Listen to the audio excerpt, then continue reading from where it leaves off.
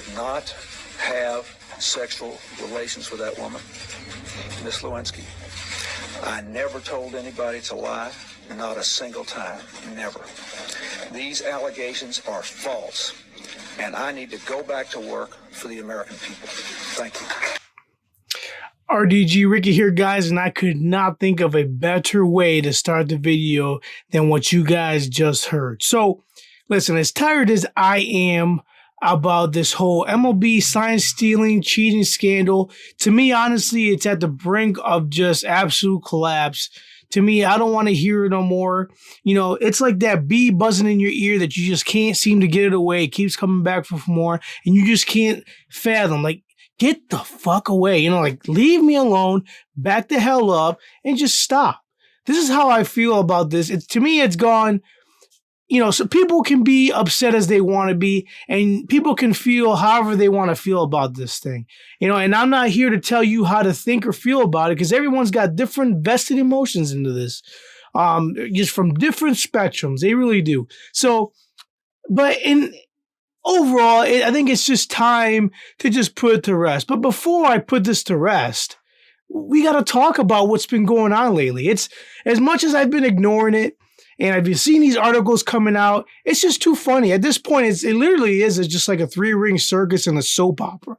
So, Jim Crane and the Houston Astros, you know, you guys are stupid as hell. I mean, honestly, you guys, it is the funniest thing to watch. You guys, and you guys are apologizing kind of in one sense, but in the other, you're making a complete fool of yourselves. I mean, don't you guys hire PR people?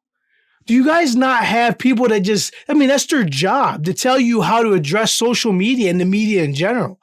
So, I mean, Jim Crane, let's start with his interview, because his interview is kind of like, almost like Bill Clinton when he got caught cheating.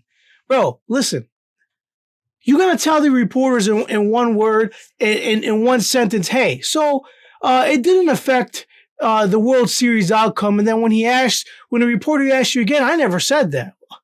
Listen, man, just like we know Bill Clinton had sexual relations with that woman regardless of what he says, my mans, we know y'all cheated. It's out there. The report's out. Well, what else you gonna do? Just say it. Let's just let it out. At this point, who cares?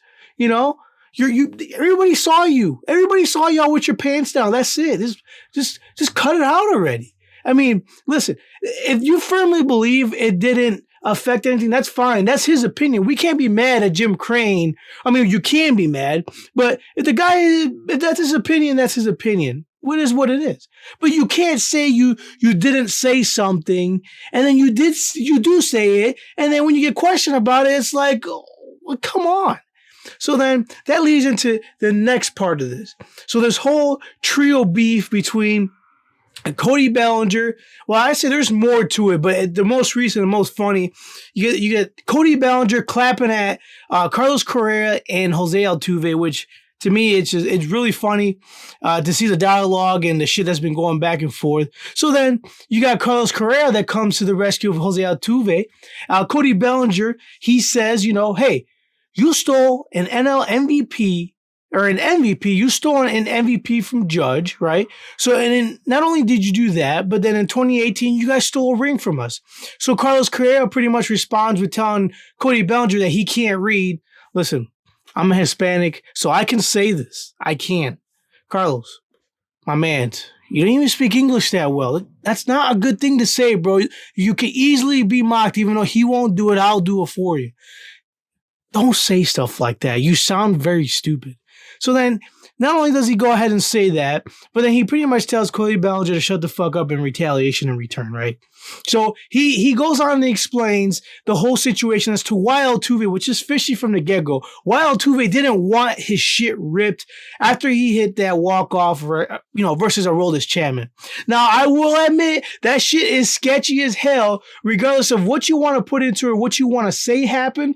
It is sketchy as hell for you to sit there and not even think about it, because really your explanation was he's got a really bad unfinished tattoo. Who gives a fuck? I'm a celebrity. I just had a walk-off dinger. I don't care if my nutsack was hanging out. I'm going to show it. I'm happy as hell. Whatever goes through my mind at that moment, that's what I'm going to do, and I'll apologize for it later. Fuck it, right? If national media has to see my shitty ass Dollar Tree tattoo, who cares? So that is a little bit fishy within itself. And then he goes on to say, Jose Altuve deserved that MVP, which, hey, that's up for grabs, that's up for discussion. I don't see why he doesn't deserve it. It is what it is. It's in the past. And then he goes on and says something about the buzzers. No buzzers were used, okay? You take that for what it's worth. So before that, though, Cody Bellinger goes on and he says, he lost respect for them. He stole a ring. You guys stole a ring from us. And listen, that's where I laugh and I say, hold on. Cody Bellinger, stats don't lie. 2017, my mans, your at-bats and 28 at-bats, I believe it was 28 at-bats, you had 17 strikeouts and you hit 143. You don't think that has anything to do with it? It would be one thing if your team was absolutely balling out and didn't choke. Listen, now you can say they had an advantage. Fair. They may have had an advantage. But you didn't help your team enough for you to believe that is the case. Now that is where I bring in, that's why I laugh, because all these guys have things that are wrong and they're saying things and they're saying things out of spite. It's funny, especially Cody Bellinger. And you haven't showed up the last couple postseasons. 2018, what the hell did you do then? You hit .063. You had no impact on the team whatsoever. So before you clap back and say that you stole a ring, you guys didn't fucking earn it to begin with.